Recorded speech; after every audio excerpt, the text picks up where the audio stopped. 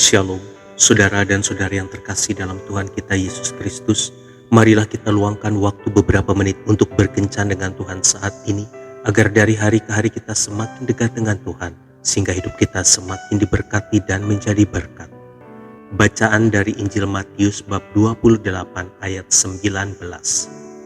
Karena itu pergilah, jadikanlah semua bangsa muridku, dan baptislah mereka dalam nama Bapa dan Anak dan Roh Kudus.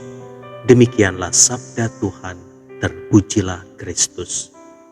Saudara dan saudari yang terkasih dalam Tuhan kita Yesus Kristus, suatu ketika ada 4 orang yang berjalan melewati hutan.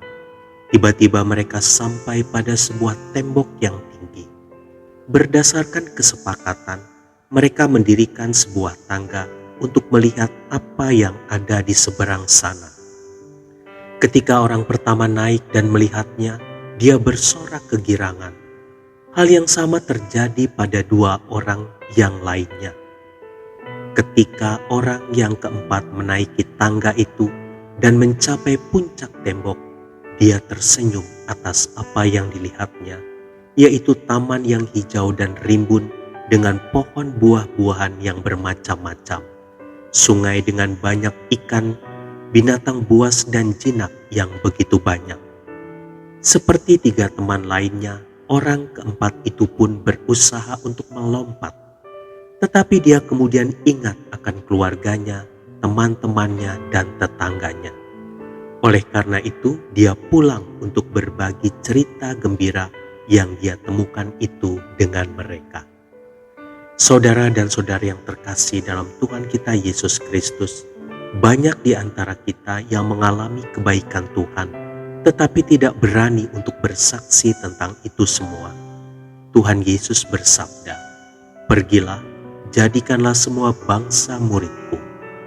Ini adalah tugas perutusan Yesus pada kita untuk memberitakan kasih Tuhan kepada banyak orang yang belum mengenalnya.